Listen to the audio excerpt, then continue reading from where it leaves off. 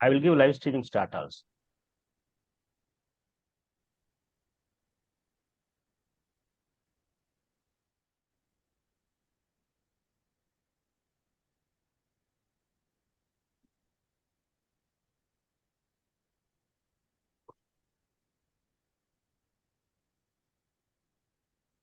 That is Mohana Gautam, no? From Yes, that you are yes, yes. giving the live stream.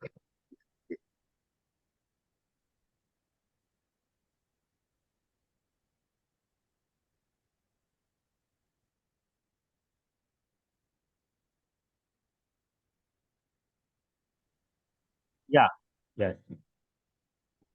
Once again, I am posting this YouTube link also in our chat boxes are here.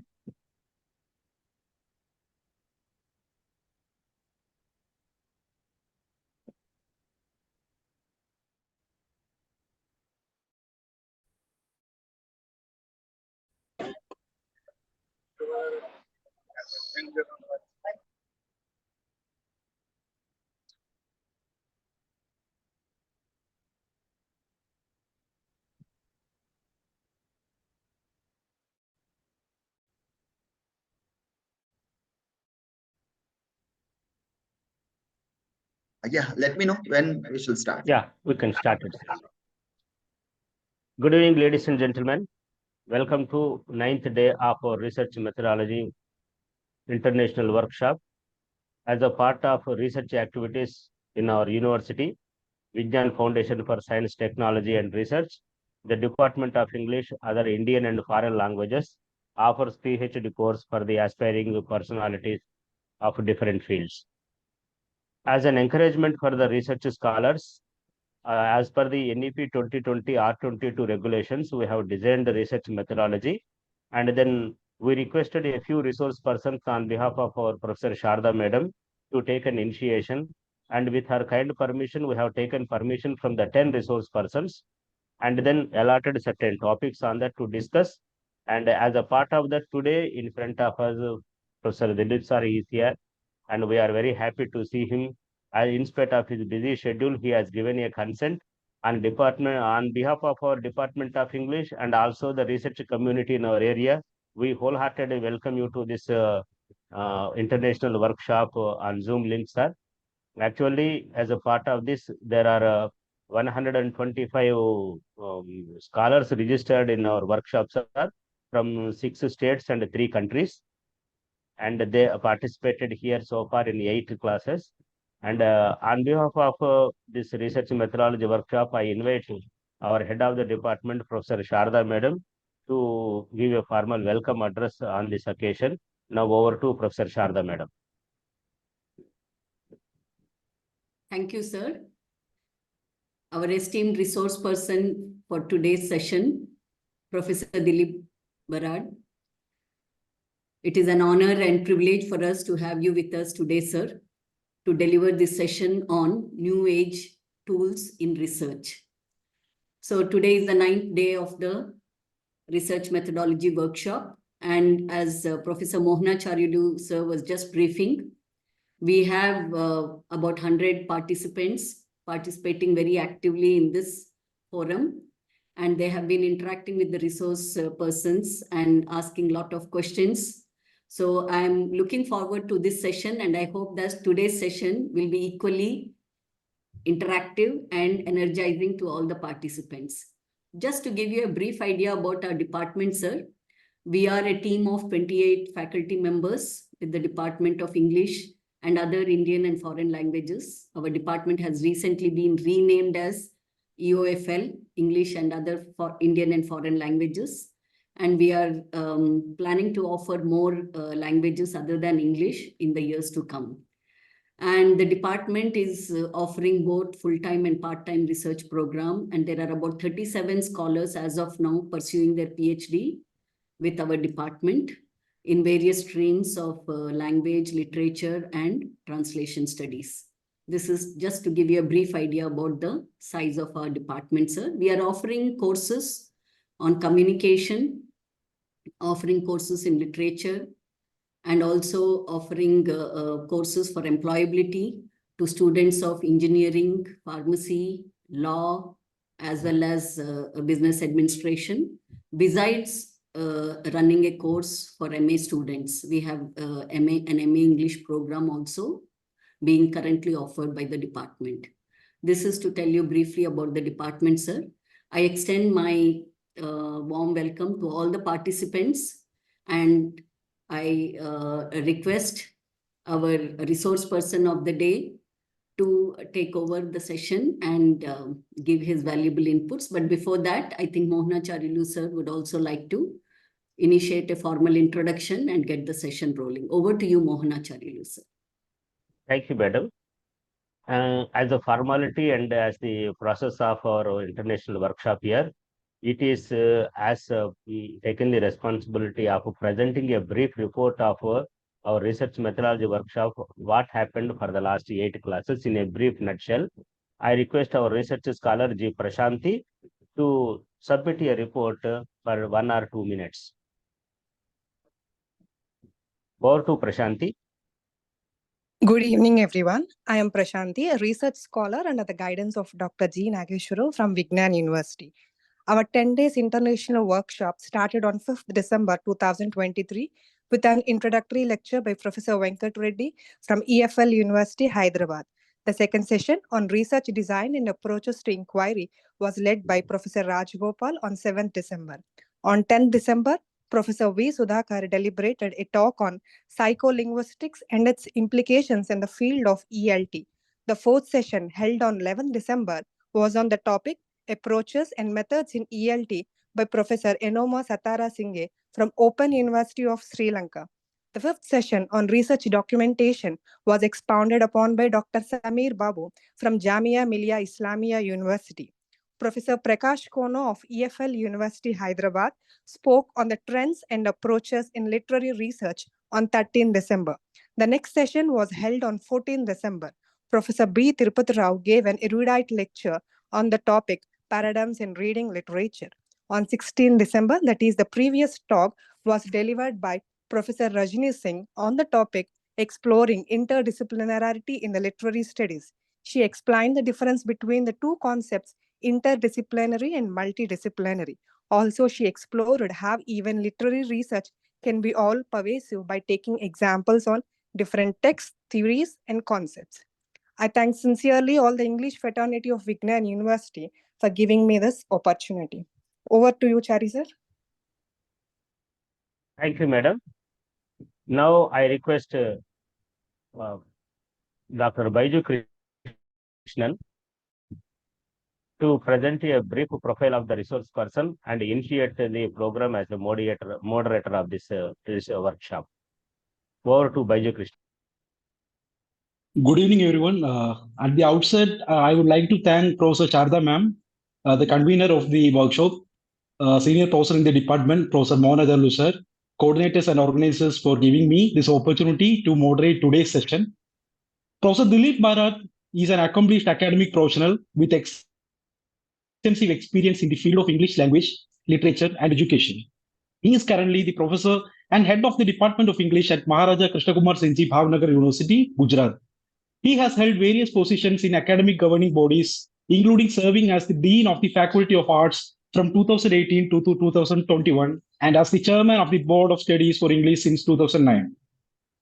In addition to this role, he actively contributes to the assessment and accreditation of higher educational institutions. He serves as a NAC assessor, taking on various responsibilities such as chairman, member coordinator, and member of peer teams. In these capacities, he plays a crucial role in evaluating and ensuring the quality and standards of educational institutions. With over 26 years of teaching experience, Dilip sir has mentored numerous students and advised several doctoral, MPhil, and master students on their thesis and dissertation and has guided them in their research work. He has also actively engaged in a few research projects that include UGC funded as well as MHRD e-content.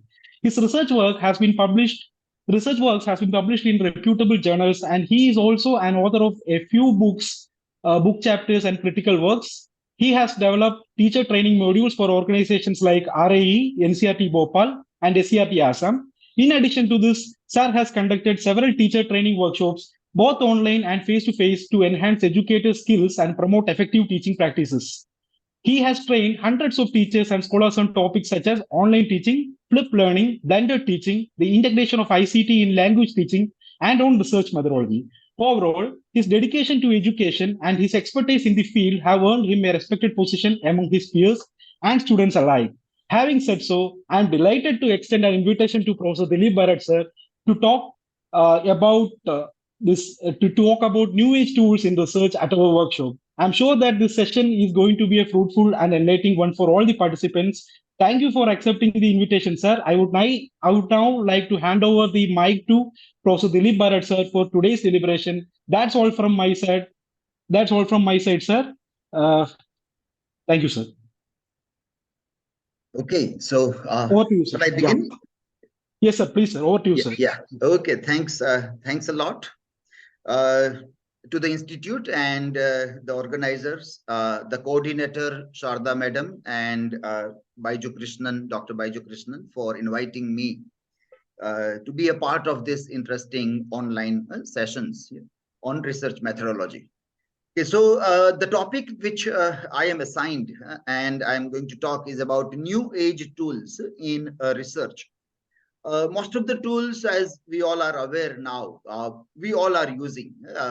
And so far as English language research is concerned, most of the researchers in English language are using computers, word processors, and all those tools. I compare the things like when 15 years down the line, when we were doing research, we were handwriting the things and then giving to the typist, and they were doing the work. So even that simple tool like typing was also not done by research scholars. Research scholars were reading, surveying, interpreting, handwriting the things, and then wherever technology or any tools were required, that was outsourced. It was always taken care by somebody else, some agencies, some human beings. Paid services were taken, consultancies were taken by other people, and all the other works was normally done. But in last 15, 20 years, we have seen advancement in technology, and technology has become very user-friendly as time went on. And now it has become a kind of a necessary skill, if we call it a professional skill, or let us call it life skill. Using computer, mobile phone, typing things, and working with several applications are kind of a life skills nowadays. Anything that we do, we need to have some command over some of the tools, without which it is nearly impossible. We can't hire people for simple tasks which we can do in mobile applications or laptop applications. So now we enhance our skills with new tools, and we are doing lots of work. We were not doing all this works just 2 decades back. We were hiring services from other people. And this point is very important. How we were hiring simple services like typing the things, typing thesis also from other people. And now how we look at an idea that we take a consultancy of machines now. Earlier it was humans, and those humans were working with some tools. Today we take consultancy directly of some machines and some tools also. So with this reference, we want to talk about this. But very important point here is about digital skillings, and why some of the tools are very much necessary for research scholars. And if we are not on all those digital platforms, and if we are not using those tools, then we may not get the maximum benefit which today technology, AI in future, and digital platforms can provide to us. So I sent one survey link to all the participants. So first of all, we will have a look at our survey, that what does a survey tell us and what do we learn from our survey. So let me share a screen for our survey result and try to get some message, some learning from that. I'm sharing a screen here.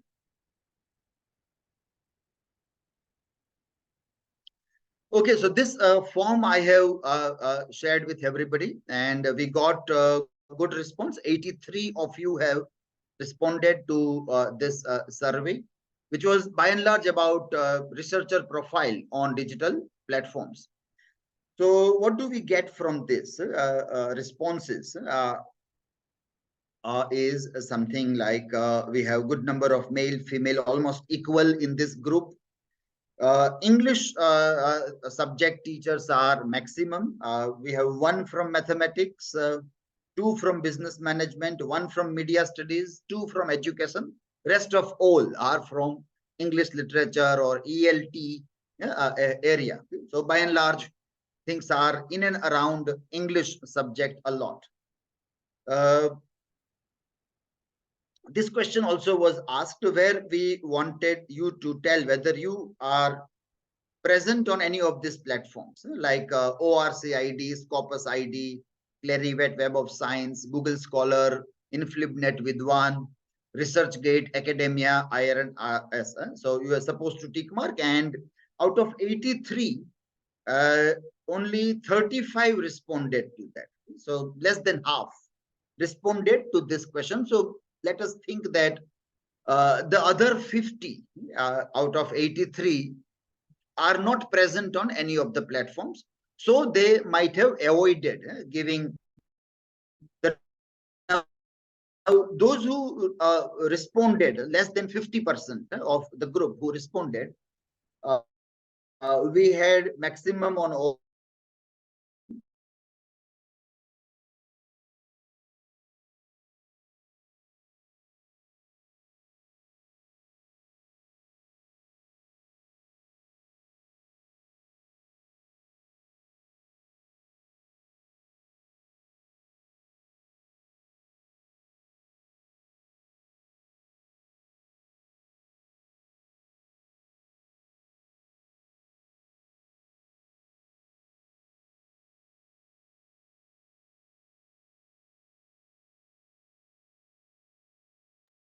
Dilip sir? Sir, you are not audible, sir. I think some network problem, perhaps.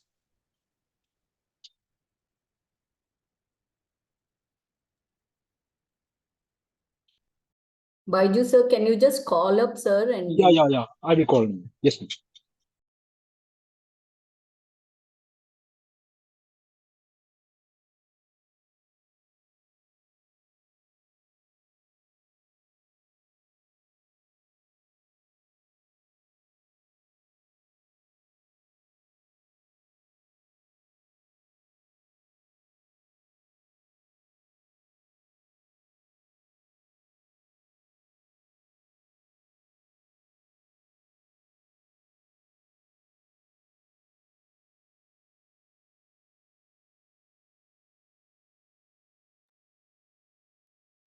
Hello. Sir, it's getting reconnected, sir. Yeah, sir is connecting again, sir. There's an issue there. Getting reconnected, sir. Yes, sir.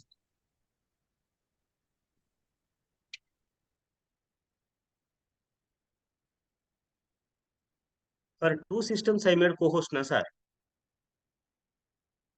From both the system, he got disconnected. Perhaps it is because of internet. Yes, sir. Internet issue, sir. He will reconnect now. Yes, sir.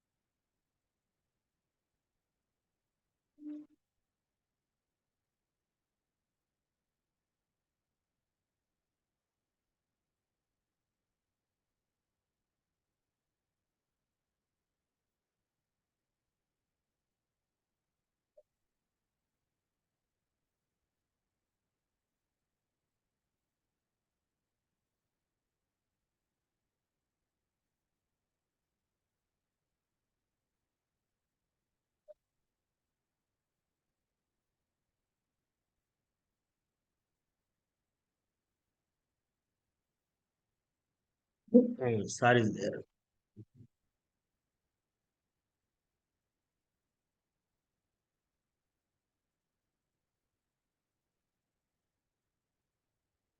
I allowed him join, sir. Dilip, sir? Sir, please make him co-host also, sir. Yeah, I'm making.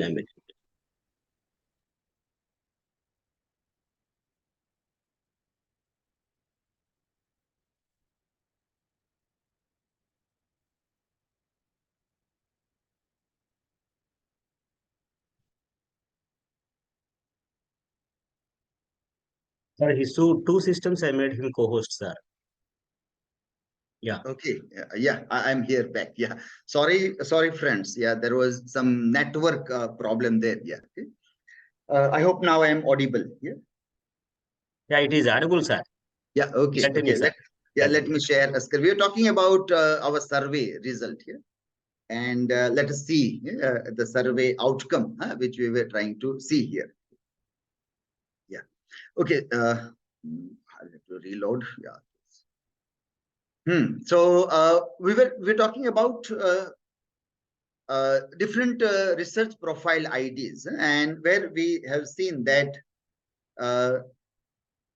35 of the participants out of 83 responded, and out of that we got ORC ID 17. So we made the last point, maybe I was audible at that time, that we need to talk a lot about all these digital platforms for Research Scholar.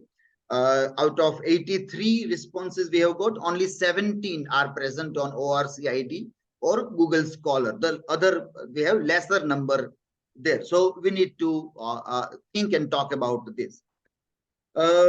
I'm skipping this part. I asked this so that we can check whether you have given properly your IDs or not. And I will come to some of the links to check.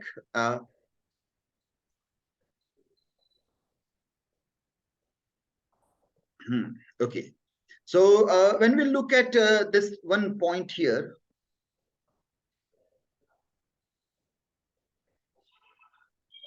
and that is about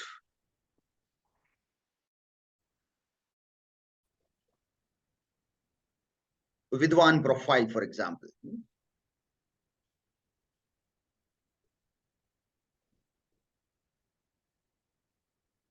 So one random Vidwan profile we open from the participants, which is Mrs. Shweta from Tigala Krishna Reddy Engineering College. So that is how we get the things there. But this profile is still not a complete profile. This is not a very complete. Let me check one more profile if we can get, which is more complete profile. And I see profile was quite good as a good example also. Mr. Dr. Shah Sarkar. Good score, 6.3 is the Vidwan score here. And Scopus ID, Google Scholar ID is given there. And citation index, H index, I10 index, and that also is provided here. So among the profiles which we have received today, this one was the best. This was the best profile that we have seen, which gives us a good example about how articles, books being published by the scholar is getting reflected. And at the same time, the interlinking with ORCID Scopus can also be seen here. So once your publications are being published by ORC Scopus or Google Scholar, it will get linked here, and automatically it will display on Vidwan, which is India's network, researcher network platform run by InflibNet here. So that was one good example that we have seen. The same way we had several other profiles also, but some proper links were not given. For example, in Scopus ID numbers were given by the scholar. 3, 4, 5 of you had Scopus ID, but you are not given the proper link. You gave the number. One or two I searched, and I found about 1 or 2 authors about their Scopus ID details. So one of the example, again, Dr. Shah's example, where there are 2 publications being made on Scopus platform. So as we see from the ID, which again is linked with ORC ID also, ORC ID, Scopus ID, and one can see that what is the thing, and what are the citation index, H index, if there are any, one can easily verify from here also. Okay? So this was a good result to see that. I am also looking for Irene's example, one only to Irene's, and yeah, here is one example. Yeah, okay. So this is Sri Sankara College from Kaladi, Kerala. One scholar from this institute had provided this link of Irene's. Again, a very good platform. Irene's, we'll talk about this Irene's also. And here we can see that how publications made by various departments of this college is being reflected. Their cross citations and references are also very important to be seen, which are also represented here. And H index also is being presented here through Irene's platform. And here you will see one thing that I would like to have a look here is the colorful bars. Blue colors are for publications, blue colors. What is more important is the other colors.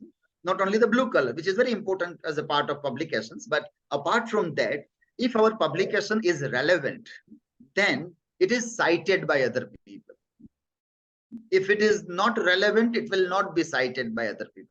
So there is one simple parameter that might work in this digital era, and digital tools, artificial intelligence, it will work with its own altmetrics, analytics, and everything, and give us some charts. Whatever way, whether we agree with this or disagree, we like it or dislike it, whatever it is, but this is how digital tools are going to function in our life. And so it is very important to understand that what is the language of digital tools in research and how they work on this. So here you will see that Department of Chemistry had a good number of cross-reference citations. Publications are 22, citations are 36. Other citations are also 38, H index is 2, which is more important. Number of publications are important, but apart from that, the number of various citations are also very, very important to be seen. So that we get one example here. Here we get the profiles of different teachers of the institutes also. And this platform, Irene's platform, is connected with Vidwan, as we have seen earlier. So the Vidwan profile can be seen through this platform of all the teachers also.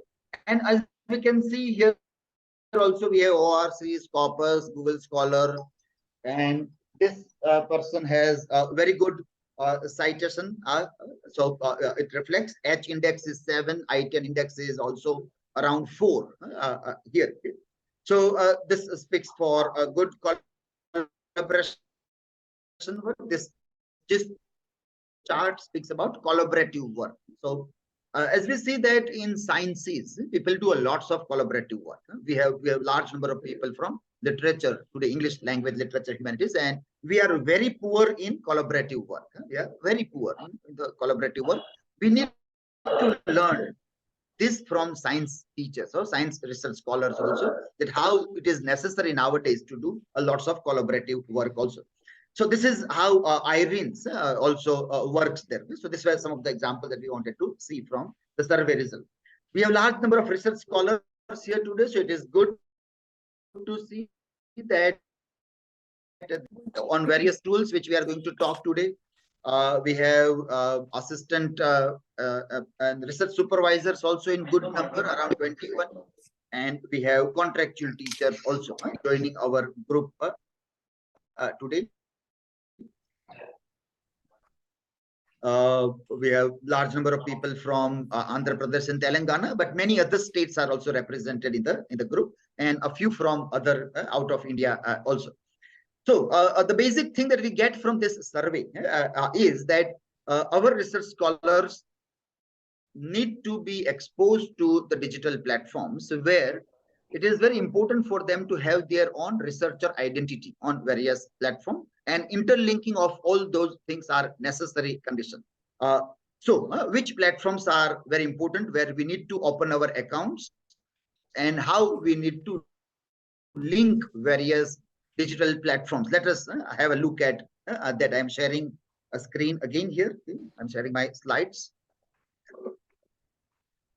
Okay, so what we want to see here is this platform, which user profile on this digital platforms is very important for us. So first is ORC ID.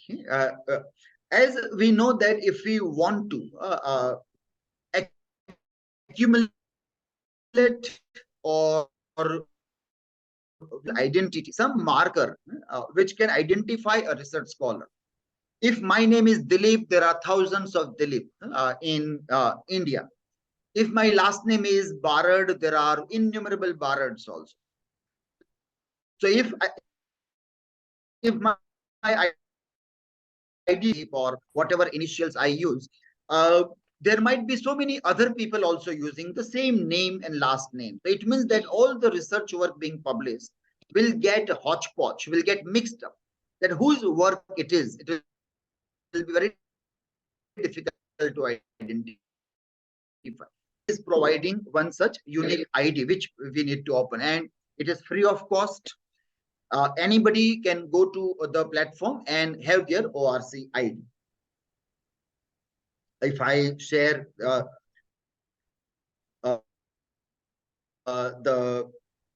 me come to the page of ORC ID. Let me share the front page.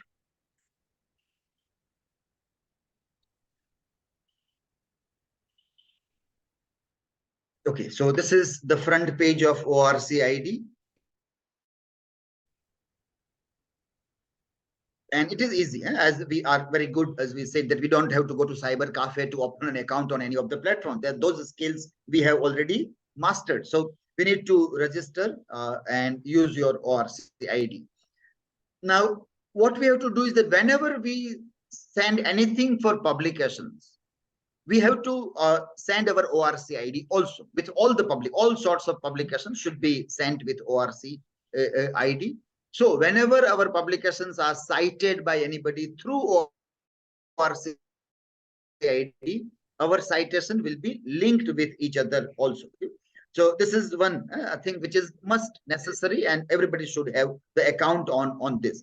You don't require institutional ID here. You don't require any other things. It is open and everybody can easily open that. Second is Web of Science or Clarivate researcher ID.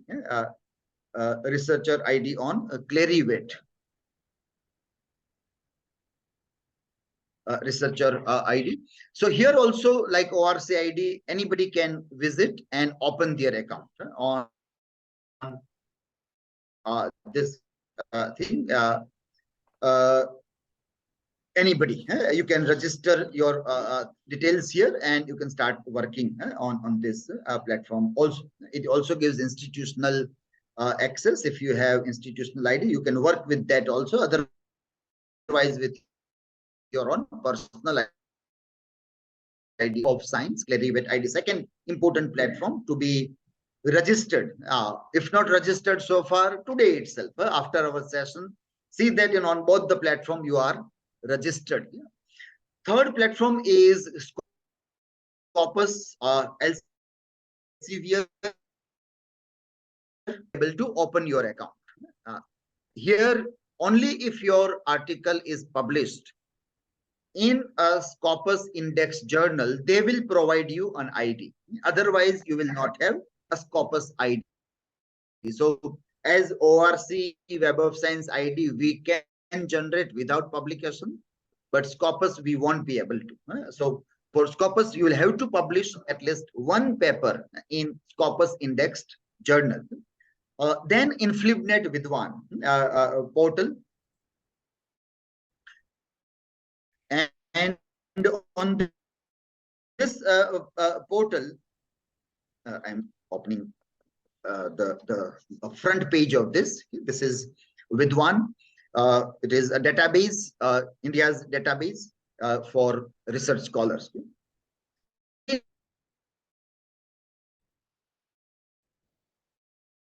Institute is registered, and the institute should be recognized by UGC. Only recognized institutes by UGC, higher education institutes, they only will get an entry into it, and only their researchers, scientists, supervisors, they will be able to open the account. It is not open for everybody. It is only for academicians who are connected in the link of UGC. So if you want to have an account on Vidwan, you will have to approach through your institute. Your institute should be registered with the university, which is registered with UGC, and then only one will be able to get the account on Vidwan thing. But it is very important, as we have seen, that it connects with Irene's platform also. Then Google Scholar. Google Scholar is open for all. Anybody can go and open an account to start uploading your research work also on Google Scholar. Google Scholar also will identify your research which is made available on internet in e-journals. If it is published,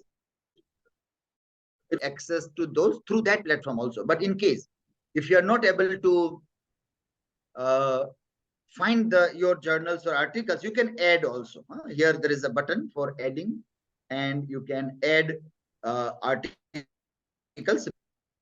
manually also.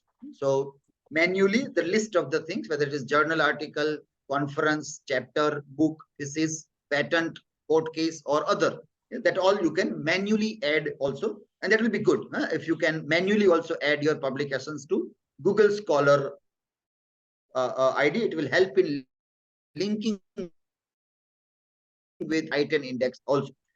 If it is like available online anywhere, then you can directly add articles. If you go to add articles, it will identify wherever your name, that is your profile name, is found. It will show. But as I told you that, like for example, this article here is not mine article. It is somebody else, D.S. Barad, but it is not my article. So this way also we can identify. We can see that with the same name, some other articles are published, which we have to avoid adding, otherwise automatically it can be added. Once it is added, then whenever your article is cited by any of the sources, it will come to this list also. And to make a network, you have to add co-authors also. There is this button of co-authors, and also keep on adding co-authors. This networking is very important. So we English people still shy away. We shy away a lot from doing collaborative work or publishing in a collaborative manner. But something that is very important to be understood about digital tools, and if you want to get the maximum out of digital tools and AIs, then collaborative work will give us an edge. It will help us see that our research work is cited more or is referred by many people also. So Google Scholar, anybody can open, and we can manually add our articles, or we can fetch from the already available articles in any of the online journals. Now, we also see that it is always a better idea to publish in online open access journals rather than print journals. By that way, because print will never be identified by any digital tool. So first option which we need to think of is that, are these articles made available there?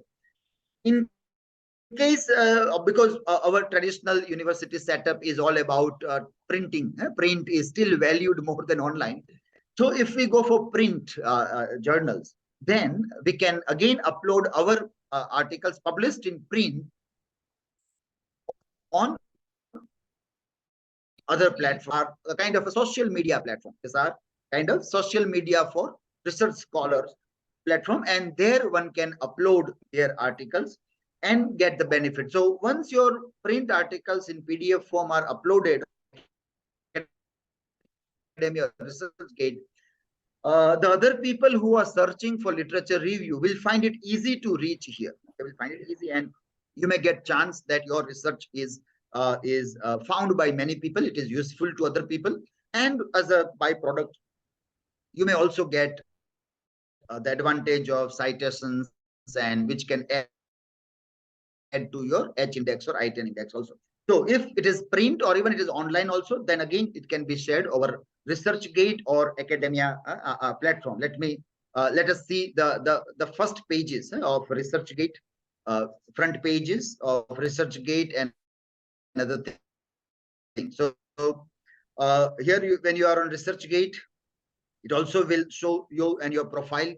But what is important here to be kept in mind is this, that you require now institutional ID to join ResearchGate. Earlier it was free and people were able to join by simple Gmail or Yahoo ID. Then only LinkedIn was allowed. So earlier people used to connect with LinkedIn. Now you require your institutional ID. So without institutional ID, you won't be able to open an account on ResearchGate, and it also will give you H index, citations, research interest score, and other things also can be provided by ResearchGate. So if you have institutional ID, don't miss a chance to join this. If you don't have, try to procure institutional ID from your college or from the university. And then academia is another, and one can join academia with a simple email ID, and you can start uploading your published papers either in any of the thing, online or print version, also for exposure to the other world. This can help them. So this is there, and as we talked about IRINS, the last one is about IRINS, which is a very good platform. And whenever you want to see the profiles of any of the teachers of any of the universities, search IRINS platform of that university and try to see what is the stand for research supervisor or a professor of a university and what kind of publications they have done. It is an open platform, open access platform. Everybody can access this platform, IRINS platform. For IRINS, institutes will have to join in FlipNet. So if your university or college is connected in a UGC network with 12B2F and other things, then you can approach to InFlipNet website, and the things are given online. Anybody can apply online and get an access to IRINS platform also. So what we need to do primarily as a research tool or digital tool is our accounts on digital platforms. If you don't have institutional ID, then ORC ID, Web of Science, Google Scholar, Academia. On 4 platforms, you can still be present there if you don't have institutional ID. If you have institutional ID, you can join ResearchGate also. If you have a Scopus publication, you will get a Scopus ID. But our aim should be to have at least one article being published in a Scopus Index journal. And for IRINS, we require institutional entry only. So this is one important network to be seen, that how we work on this platform. And why it is necessary? Because research metrics are very important nowadays, journal impact factor and individual impact factor also. We are not worried much about journal impact factor, but individual H index, I10 index is becoming very important nowadays.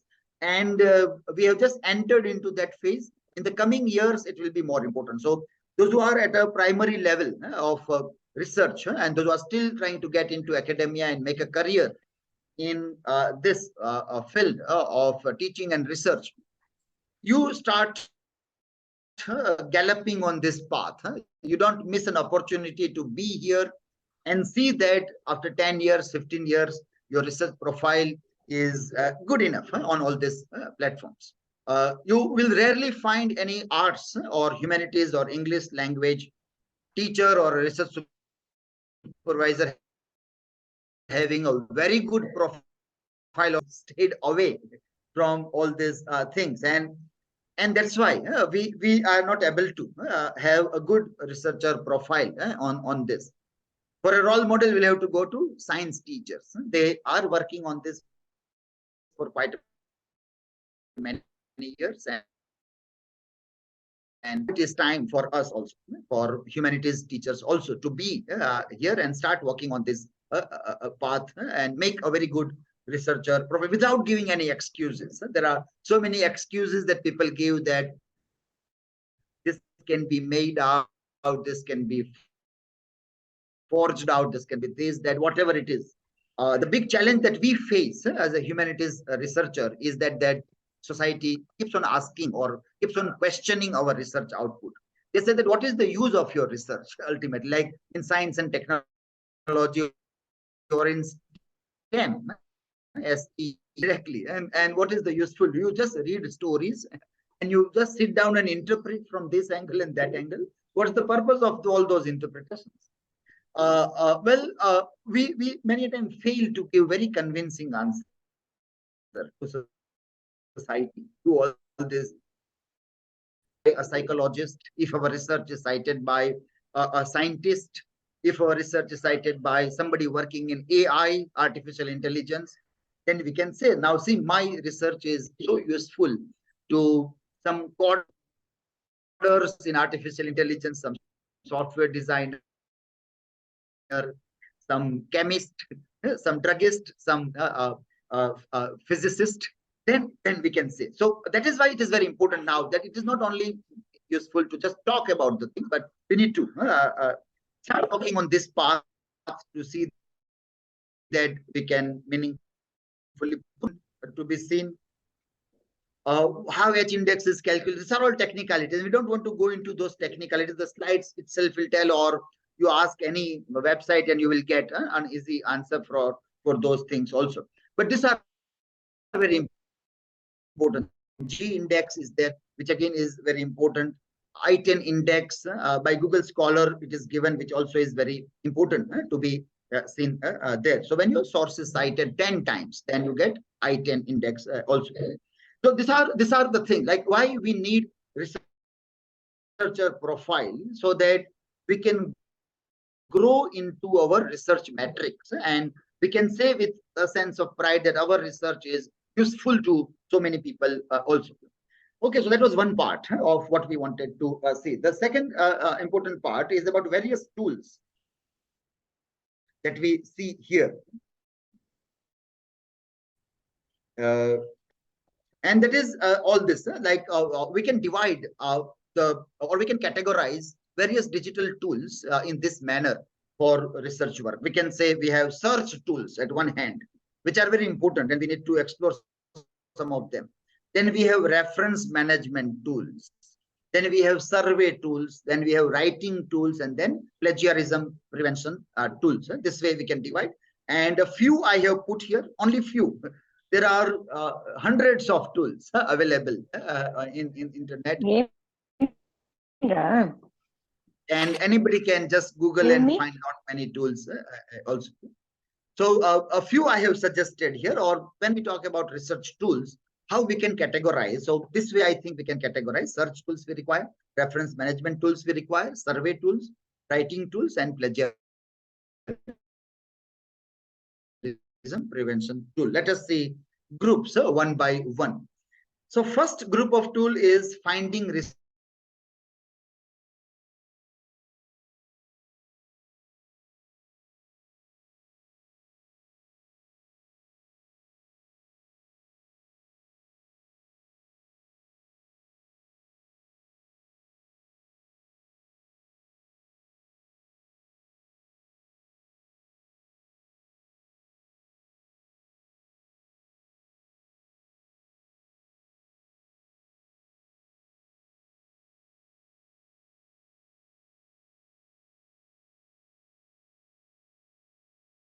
Dilip sir?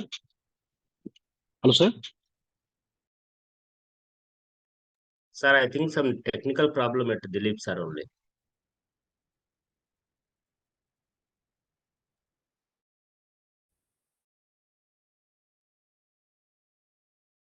Vaiju sir, maybe you can call him again. In that we lost him again.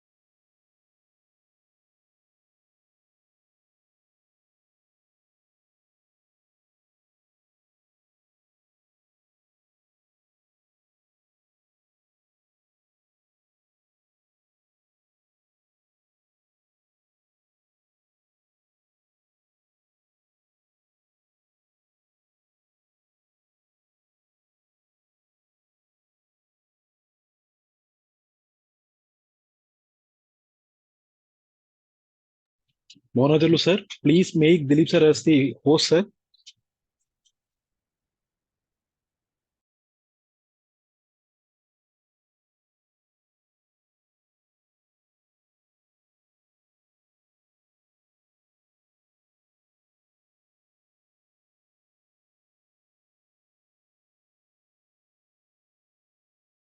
Well, to Sir, be agree with you, honest, sir. yeah. No Normally, problem. evening time, there is no hiccups, but problem coming that way. Okay, so let us continue again. So we're talking about, let me share my screen again. Yeah, okay.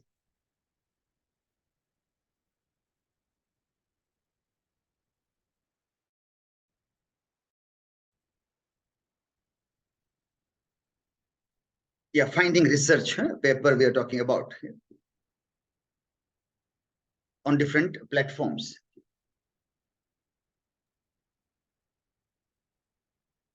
Okay, so now finding research has become very easy, but there are lots of platforms where we can get this. But at the same time, what is important for us is not only finding the research paper, but quality research paper is very important. The big challenge that comes for us is to find qualitative research work to be reviewed. They will go and whatever comes first hand, they will try to get those things there, and they'll start using that for the review of literature. Now, how can one see the quality? For that, the graphs are coming. The scientific knowledge graphs, as they call it, SKGs, they are coming. And for that, Citation Gecko, OpenLX, Semantic Scholar, Microsoft Academia are very important tools to be seen there. One or two examples we will try to have a look at here, that how they work, or how we can use the maximum benefit of all these things. Yeah, okay, let me first see this. Okay, this is Citation Gecko, and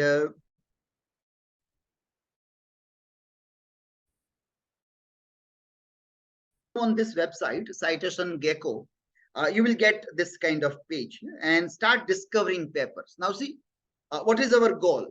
We want to do literature review, so we go to search for the articles, and the problem is scholars are not able to get a qualitative research. So how do we know what is qualitative research? For that, we are coming here, and we have some this knowledge graphs website which can help us. So Citation Gecko is one such. It can import the articles from BibTeX,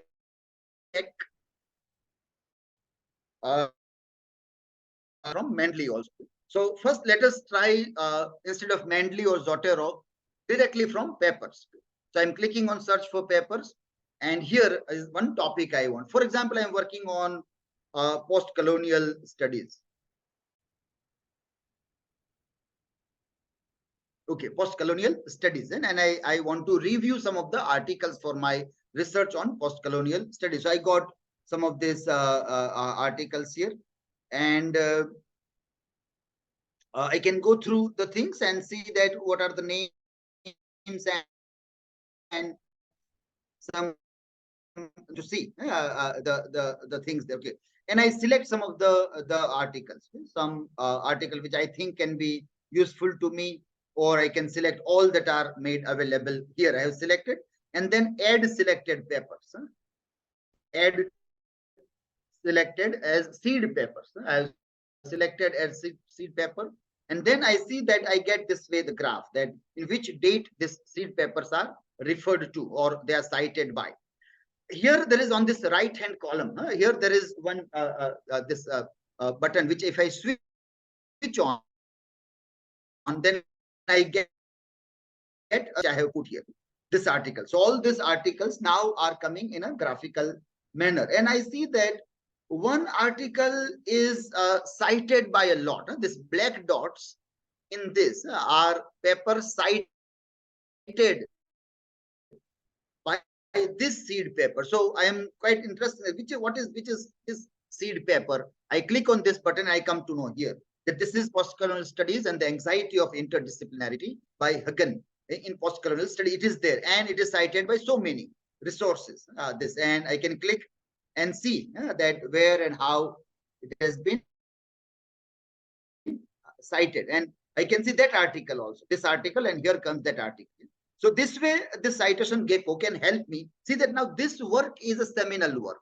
This work is very important work, and I should study this work before I make my hypothesis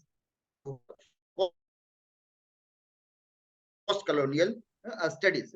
So this is how this graph in Citation Gecko can help us in referring to what is important for me to cite the article. So for that purpose, Citation Gecko can be used. Second example, if we see, then it is from Semantic Scholar. Semantic Scholar is another such website. And here again, there is lots of database. So suppose I am working on feminism, and I search to see, and I will get many papers from this. Okay, so first one is Gender Trouble by Judith Butler, Feminism and Subversion of the Theory. That is fine. I will get it from Google Scholar also, from Google search engine will also give me this. But what is important here as SKG is this, or this work is cited 21,000 times. So it is under the category of highly influential citations. And this is how it is cited. It means that this is my seminal work. This is what I should review before I enter into feminism or gender studies then.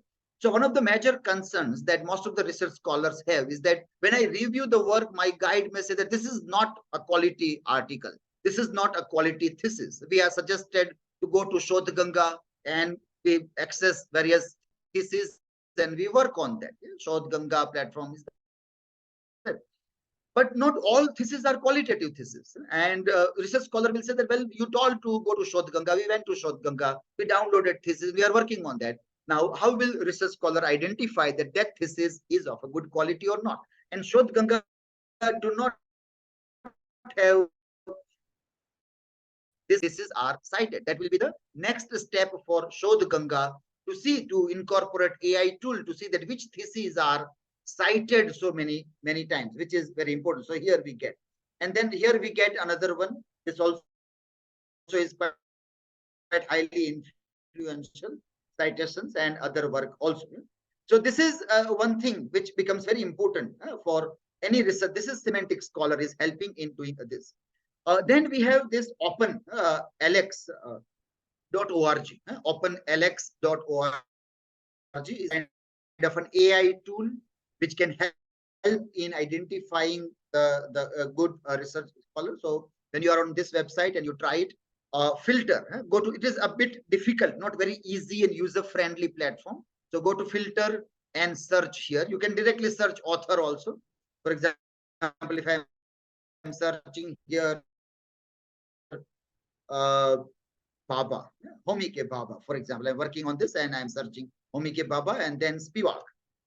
Gayatri Chakravarti Spivak, I'm searching. I want to add one more here is Fanon. Franz Fanon. Okay, so let me add Fanon also. Like I'm doing possible. Let me add one more. Edward Said. Okay, Edward Said. I can add here.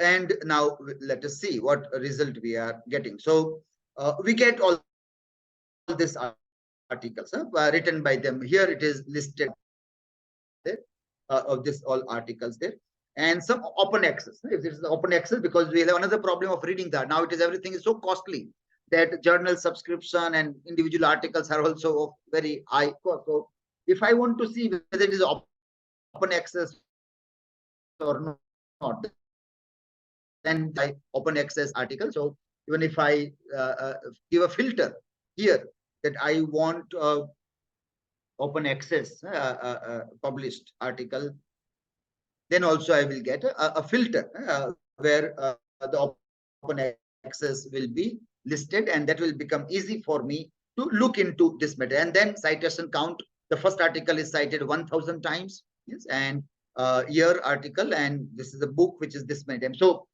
when I am looking, so first result I am getting is something that is cited maximum time. It is 1980 article by Gayatri Chakravarti Spivak, in a critic of imperialism.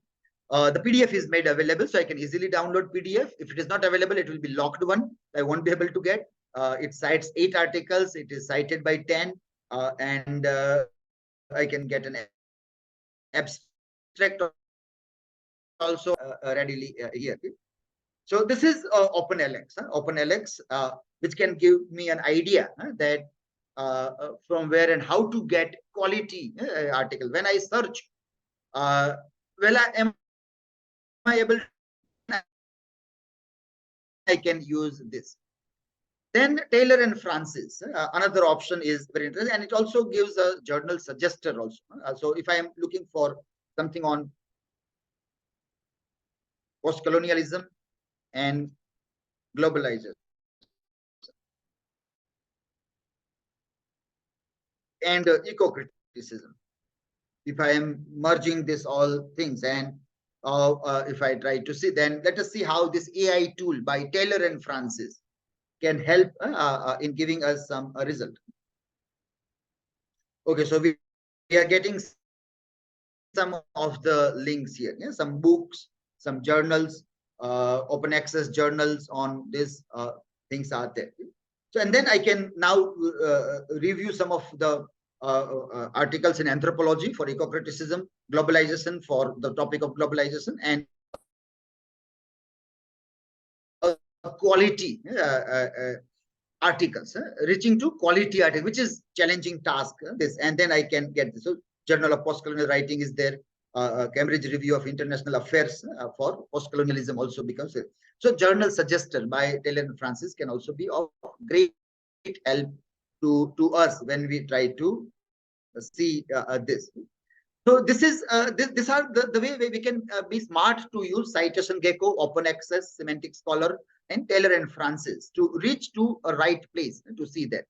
Then Science Direct, Scopus also has its own search engine, and Sherpa is also a good platform for journal finder and finding quality articles. Sherpa Romeo platform is there. There is this Jane platform also, journal author name estimator also is there, which can be to find a qualitative work also. And these are some other web links which are given. janeBiosemantics.org, which we have seen previous slide. Then journal suggester springer.com, journal finder elsevier.com. UGC care list obviously is there, so I'm not talking about UGC care list. Somebody might have talked about that and how you can work with UGC care list also, which is operated through University of Pune website. Taylor and Francis author service, which we have seen as the last example. So these are all the resources from where one can find qualitative journal articles, and then they can do to everybody, all research scholars. So there is that review. When you go for literature review journal articles. Give preference to journal articles rather than thesis or even books also. First, and if possible, from Scopus, Web of Science, Taylor and Francis, or such kind of a platform from where there is a rigorous peer review process, from where you have to find the articles and then review those things. Thesis should be the last option. Books, quality books can be reviewed also as a part of the thing, but don't miss to review a quality seminal work. The research scholars may face a problem. How can I know that the article I'm reviewing is of good quality or not? So we require knowledge graphs, where by clicking a few buttons, I can come to know that this article is cited this many times. So Citation Gecko, OpenLX, Semantic Scholar, Microsoft Academia, which is a paid version, so I'm not showing here. all these kinds of tools can be very useful. So we have to use these tools to identify the journal article or a book which is cited maximum time. And that work is our seminal work, which should not be missed out. Many times when we review thesis, we find that seminal works are not, it means that completed the research work and has not referred anywhere the seminal work. When we ask a question in Viva, they are surprised. What is seminal work? How can we know about that? And so the tools are very necessary. So you find experts and talk with the experts of that area, and then they will tell you and suggest you the variety of work. If you don't want to roam, if you don't want to meet many people, use these kinds of tools to reach to the seminal work. So that was the another important part of our point. Then we see reference management tools, which are very useful in variety of ways, in finding articles, in reviewing articles, and then citation also. Proper citations, another thing can be done by Zotero, Mendeley, EndNote, and Citation Machine also. Zotero is free tool, and Zotero can be downloaded in mobile in laptop. Let me go to. I'm just going to.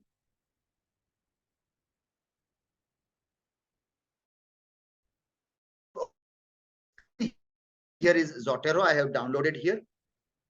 I'm just opening this. Yeah. Okay.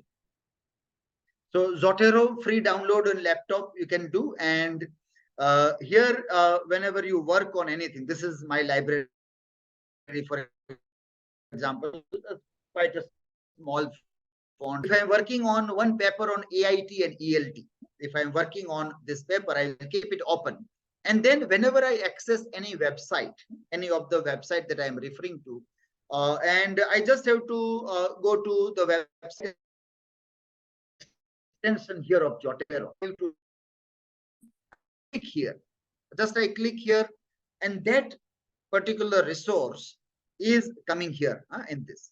Automatically it will come here, and then a few edits, and my bibliography, citation, everything will be ready.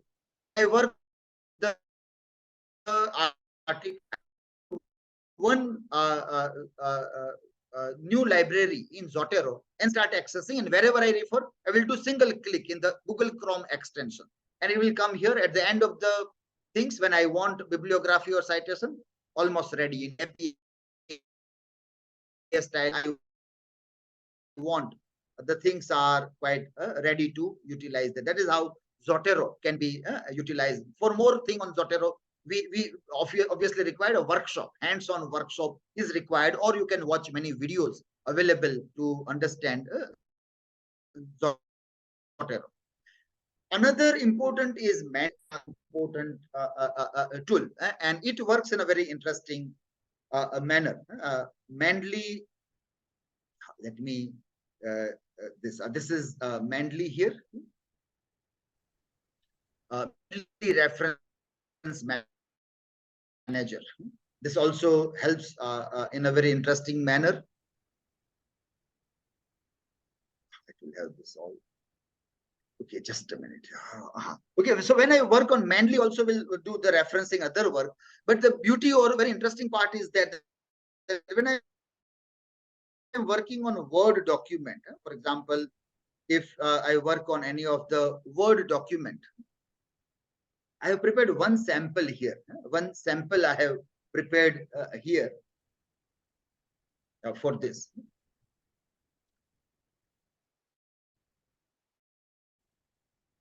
So this is OneDrive. This is OneDrive online MS Word, MS Word online, where you get more features than the software. Where Mendeley citation comes here also, and in offline version also one can easily find the Mendeley version. So how does it work? For example, if I see, let me close some of the tabs. Many tabs are open here, and let me stop sharing. And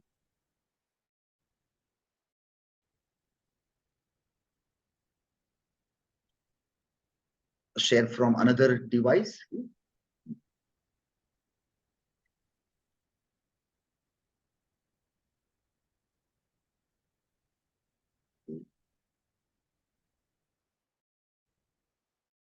So Mendeley, I have kept open here. That is mendeley.com, from where these things are opened here. So when you are on the front page of Mendeley, you see this kind of simple page, and here you can search articles. So for example, you are working on eco-criticism and literature. And literature. So we search the button, and we got many. We got this list of the articles. Okay, so this way it will give. Now, when I am on Mendeley and I'm searching on Mendeley, at the bottom I get add to library. Add to library I get here. So if I think that this is open access and useful to me, I add it to my library. Okay, so it is in my Mendeley library now. Second article, if I think it is useful, I add it, and I keep on adding to my library from here. So then it will go to my Mendeley library. All these articles will be available in my Mendeley library. Here is my library, and here all the articles are made available here. I can organize them in collections, ELT, feminism. I can make a new collection here about eco-criticism.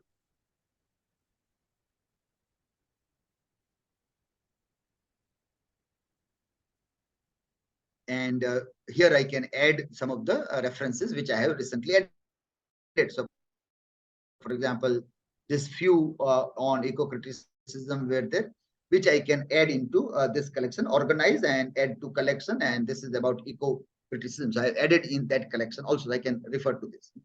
Now, Mendeley is recording my reviewing article and the thing. And then when I am on Word, I am writing or typing the now. And I go to references. There is a Mendeley site given here. I click on Mendeley site here. All those articles that are in my library, that are now here also. In my Word document, when I type the things there, it will come here.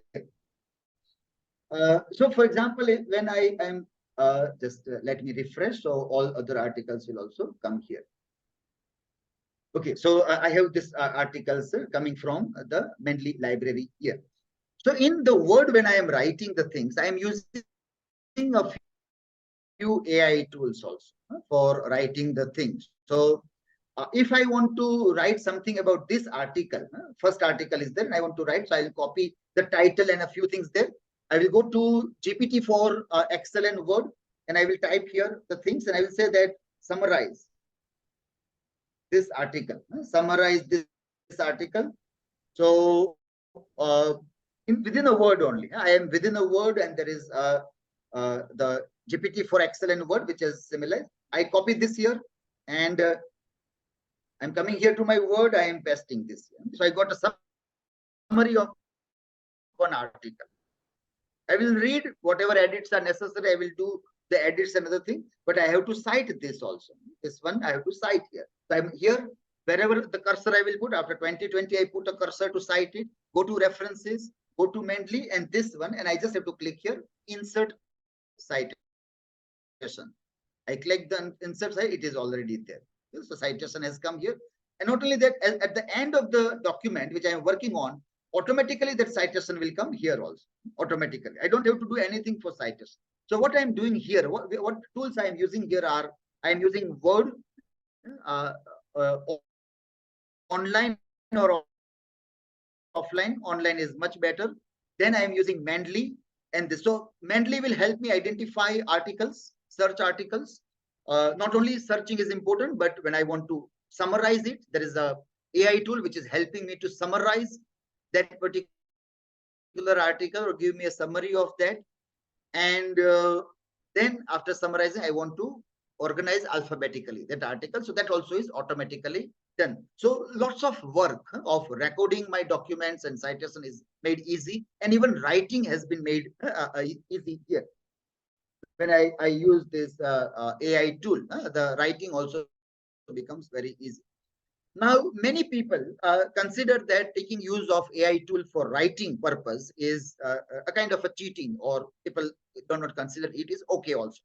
I normally give an argument that if I consult a human, if consulting human being is not cheating, why consulting a machine is cheating? Why should it be considered a cheating? I have to consult a machine will give me something, I have to read it, I have to verify with original article that the content that is given to me is proper or not. Then only I am supposed to. If I meet somebody, I talk with author, I take an interview of writer or research scholar, I'm not supposed to blindly write whatever they say. I have to apply my own sense of understanding, and then I have to question whatever is even told in interview to me, and then only I rely. The same way machine is giving me something, I'm not supposed to blindly rely on the machine, but I have to utilize that with my own proper sense. So there is nothing wrong in using digital tools or AI tools for literature review or for taking a help for writing, but we have to be very careful that my summary may be wrong also.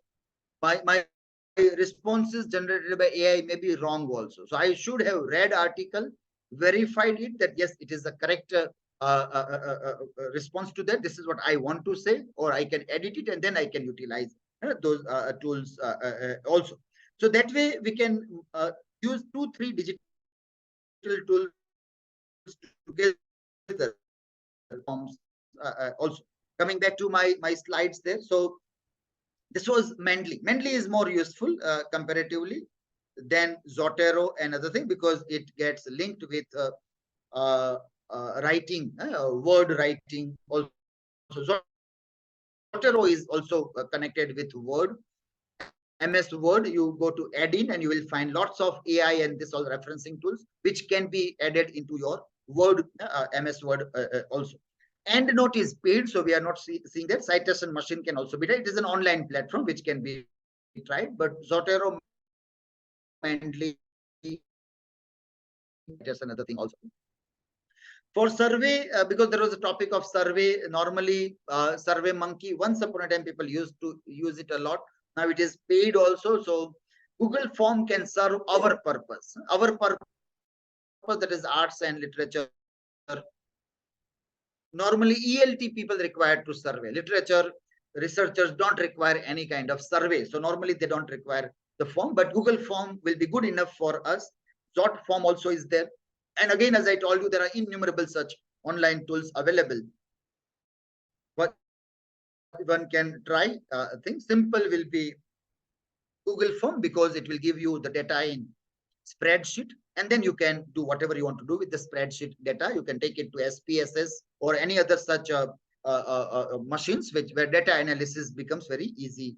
Also, we're not seeing any sample for this. Is the 365 Office, MS Word, which is a very good tool. LaTeX also is there, but for literature people, LaTeX, it is not X, but K sound is there. LaTeX is how it is pronounced. LaTeX is, if you want to try LaTeX, you can use Overleaf website where you can work on this. You can log into this with a variety of things. Like if you log in with ORC ID, it will get connected with that also, or with any other ID. You can log in and you can start working on LaTeX. But LaTeX is not very useful to literature people, only for the people who are in sciences. Science, for them, it is useful, science. And normally when there are lots of mathematical equations, which the normal typeset like Word or Google Doc is not able to manage all those equations from chemistry or from mathematics, then LaTeX is useful. So normally science publications, they use LaTeX a lot, but for us, it is just like a Word but it has a kind of a coding which goes parallel. One side we can see the code, on the other side how it will get reflected. That way it is shown there. For our things, LaTeX is not useful. Word is far better for us to utilize than to use LaTeX or other platforms also. But MS Word provides very good features like let me open one of the Word documents to see the things which should be utilized by the people when we work on MS Word document. It is good to use this references, the references that comes wherein table of content, footnotes, endnotes, insert citations, bibliography, insert table, everything. This is a very important feature for research writing, references, and this. Here you can see Mendeley also. Mendeley also is available here. This is offline Word document where all these things. So maximum utilization of this is necessary. Now this requires 90 minutes of workshop to see that how all these tools can be used for writing thesis or even writing a research a paper. So writing tool for us good enough is working with MS tools. Tool is very good enough also. Okay, and then very survey writing tools, as we have seen, Google Doc also is emerging very fast as a good tool. Plagiarism prevention. In India, state and central universities are now suggested by UGC to use Drillbit as a plagiarism prevention tool. Earlier, we were using Turnitin, then we went to Urkund, and now we have the another one, that is Drillbit under Make in India project. Drillbit is now suggested to all. But there are other tools also. But many times research scholar ask that there are free tools available. Now, free tools will not give you proper plagiarism check. You will have to use paid versions. Individually, scholars can have subscribed to Grammarly, Plagium kind of tools also. AdvaCheck is institutional. Urkund, Turnitin, individual will be very costly tool to work on. Drillbit will be only available through UGC. See this interface of Drillbit. Drillbit is something like this, where one can have a simple dashboard, and whatever you upload here, these are the percentages of the things that are made available. As we know, normally we have to keep our thesis below 10%, and here one can see the similarity index, where one can find from where the resources are taken, how many percentage of the things are taken. It is almost similar to Urkund or Turnitin or any other software, but this is now necessary for us to see, and then one can download a report also. This way one can get the things and how many percentage. So 8%. When we send it for publications, many publishers also will ask plagiarism check certificate. So Drillbit is nowadays utilized a lot for our network and our purpose also. So these are various things. Another your resource will be made available online, and somewhere else it will show as plagiarism. Your own self-plagiarism can also be found by different resources. These are all such resources which can be utilized by students to check their papers and thesis writing also. So finally, very important, everything begins with researcher profile. That is very important. So we should have researcher profile, and then we start going to use variety of research tools in different manner for all these things, where we survey writing and plagiarism prevention tools also. Search tools, we are not only searching for articles, but we are searching for quality articles, which is very important. So the most cited works are considered of best quality. maximum cited, seminal work. Those things we need to cite, and so we need to go to knowledge graphs where the other things can become very important also to us. So these are a few points that I quickly wanted to plan to share with all of you. I hope something will be useful to the research scholar from this. Very quickly, I have given an overview of so many tools which are made available nowadays, and everyday tools are growing in number every day.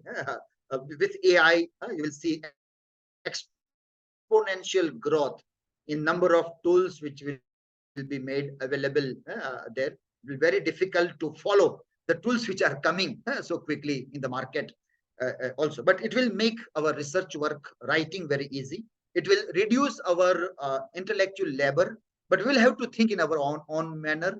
Our interpretations are our interpretations, which can never be taken care by any AI or other things. Our connecting dots is something very important.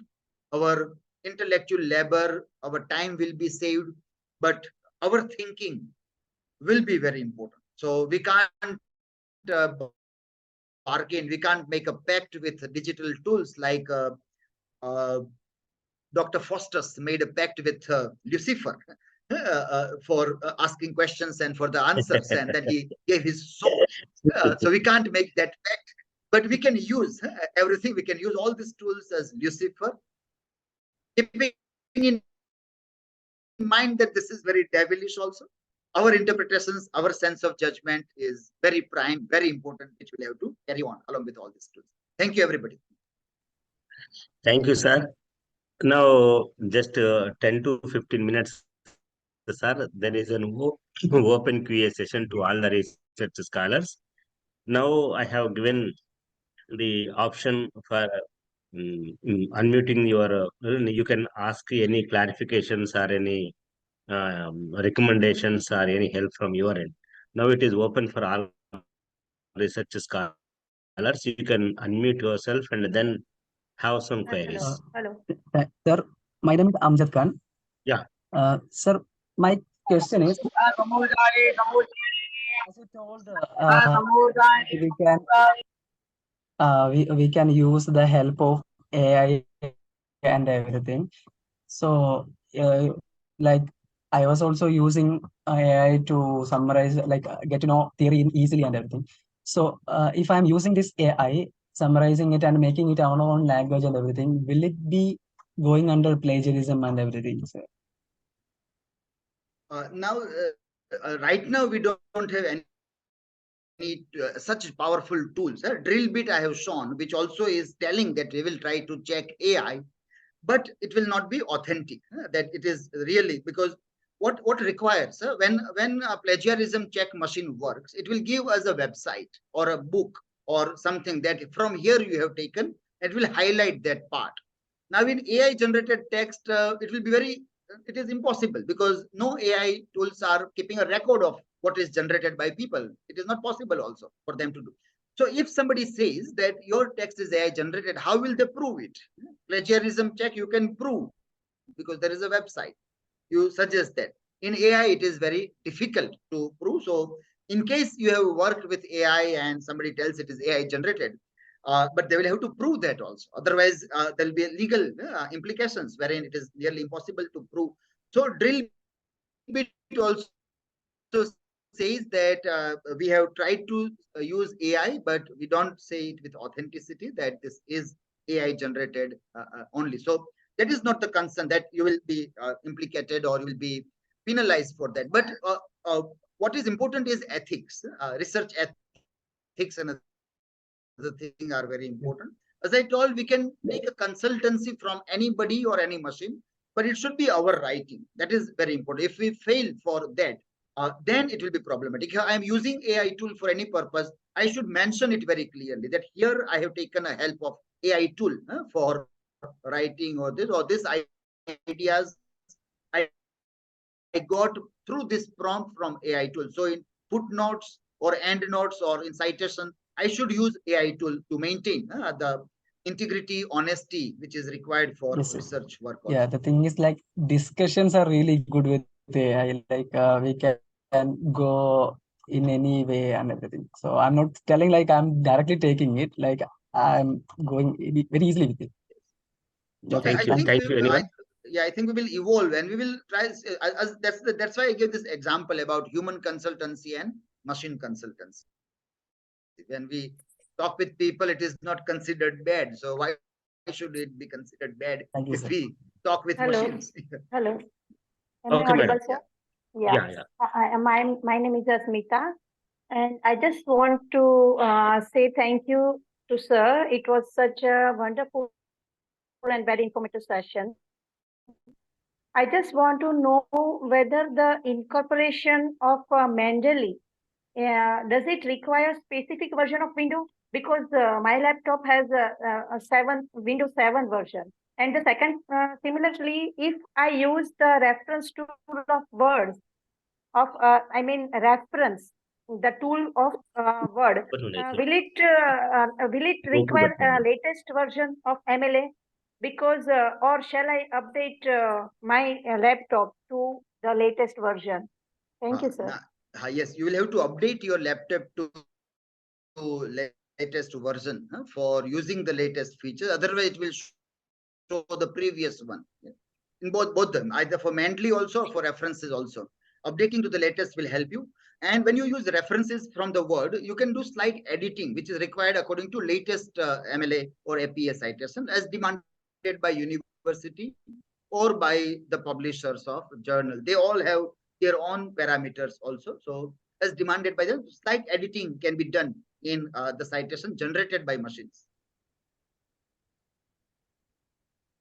Thank you, sir. Anyone? Sir, I think one question is there in chat box. Here, Arokia Mary is asking, which is the supportive tool for ELT, especially in writing skills under action research? Nowadays, like Word also, we are like if you see 10, 20 years of working in ELT and technology, we started with that. And earlier phase, we were seeing Word as a processor, and it was giving spell check, grammar check. So those were used as an aid to writing. Spelling check was done, blue line, red line was there. Then came the time of web tools. And we got lot many web tools. So we started working with LSRW and various web tools which can be utilized for learning and doing action research for those things. Applications, then mobile applications came, and we worked on that. Now we have entered into AI arena. So today, now artificial intelligence, which is generative AI, specifically ChatGPT, Bard, Bing, Cloud, they are very useful for language part. So for English language, today, for English language today, generative AI is excellent tool. For language teachers, they have to use that in the class. They have to teach their students how you can do self-improvement of your own writing. I will share in the email IDs that I have received or in the WhatsApp, the link of a few experiments that we have done with ChatGPT for language and other things also, for literature classroom as well as for ELT classroom. And so we have seen that it helps a lot in writing, in self-improving the writing for ELT purpose. And even for speaking, it is useful a lot because app of ChatGPT allows you to talk with the machine. You can talk and it will listen, it will give response. You can listen to ChatGPT also. So for action research or any kind of things for ELT classroom, generative AI is the must necessary. It is like once it was Word, then there were web tools, now it is AI tools.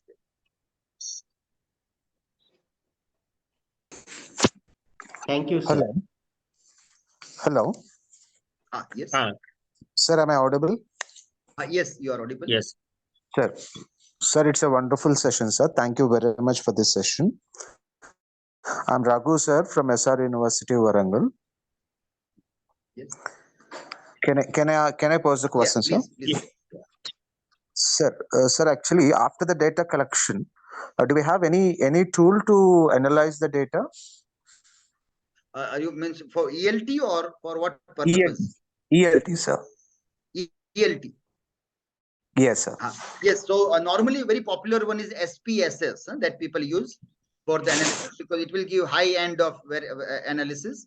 Okay. And for ELT purpose, we have seen that even Excel can work. Excel and you will get charts and auto-generated charts and graphs that also can work. But if you want to have some deeper interpretations of data, then SPSS can help you a lot in working with your data. Okay, sir. Thank you so much, sir. Thank you.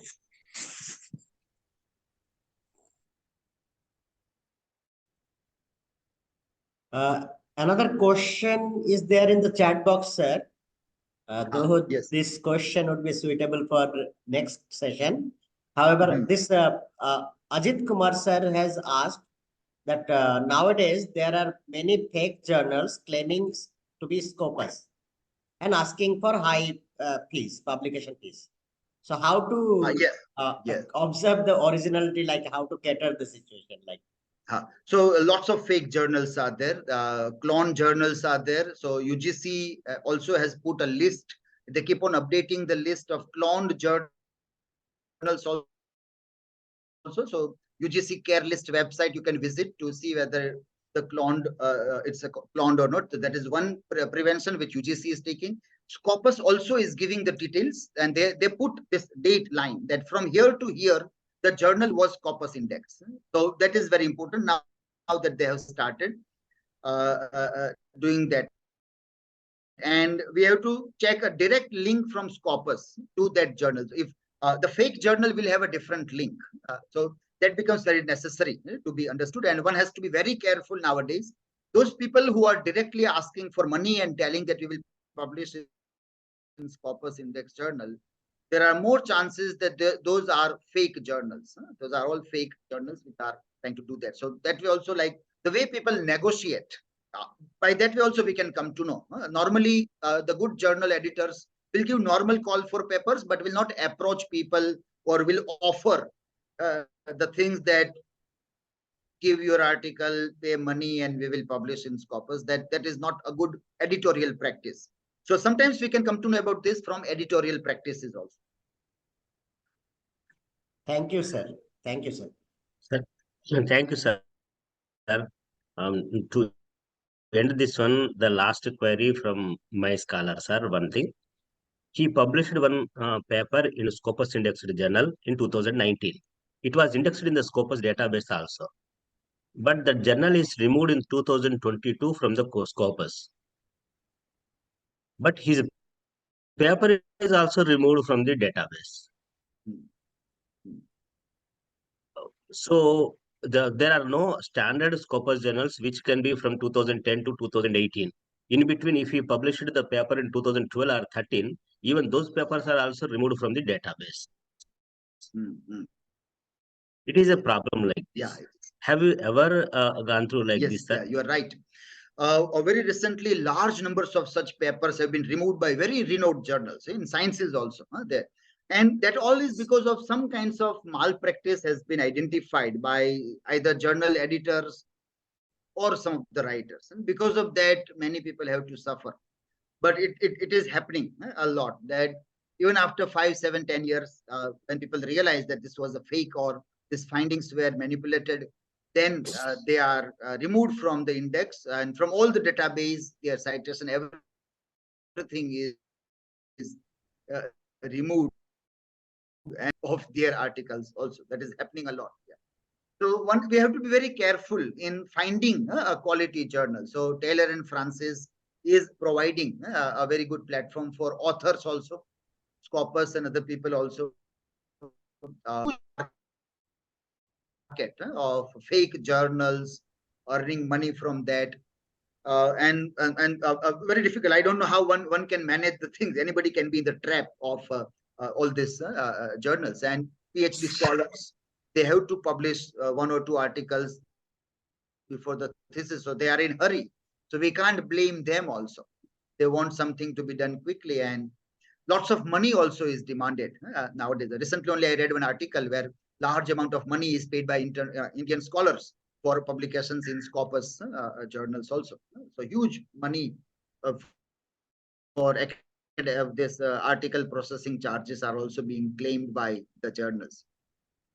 Okay, thank you, sir. Thank you very much. Baiju Krishnan, sir.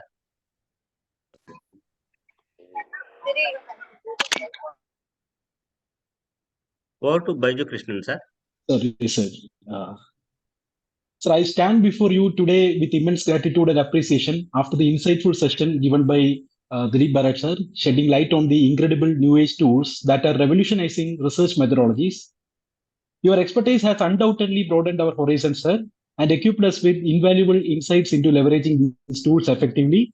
I extend my heartfelt thanks to Professor Dilip Barad, sir, for his time, knowledge, and passion in sharing such invaluable information with us. At the outset, I would also like to thank Dr. Sharda Madam, the convener of the workshop, the senior professor in the department, Professor Mohan Adarlu, sir, the coordinators and organizers, and my sincere gratitude to the entire fraternity of Vignan and all those who are involved in orchestrating this enlightening event. Last but not least, I thank all our participants for their active engagement and contribution towards making this workshop a resounding success. Let's continue to explore, learn, and innovate together. Barad, sir, sir, definitely the Department of English, Vignan, want to see you in our future ventures. Thank you once again, sir. Thank you for accepting the invitation, sir. Thank you. Thanks a lot. Thanks a lot, everybody. Yeah. Sir, on behalf of Department of English and Other Indian Foreign Languages, VFSTR Deemed to be University, we invite you whenever you come to South India, Of course. or the kind help of our Professor Sharda Madam. So, Madam encourages the academicians to enlighten our scholars in this area. So that we welcome you, sir, whenever you visit South India. Remember that VFSTR is your university. Just inform us in a day or two in advance. By that, we will make arrangements for your stay back here, Of sir. course, of course. Thanks for your invitation. I will see that if I travel, then we will have some interaction there with your students and teachers also. Thank you, sir. Thank you. Thank you, Very sir. much, sir. Thank you, sir. Dilip, sir. For the participants, please fill out the form. I have shared with you in the chat box today's feedback form. Okay. And one more thing, that our last session, that is day 10, will be on 22nd. That is on Friday. Dr. R. Sevugan sir will be with us. He is from Pondicherry University, Department of Library Science. So he will be delivering lecture on research and publication ethics. So hope to see you all there on that last day, and wish you all the best. Thank you. And thank you for joining this session. Thank you very much, sir. Sir, shall I end the meeting? Or to what time will you keep this? This link will be open till 9. Okay. Thank you. Okay, sir. Right. Bye. Thank you.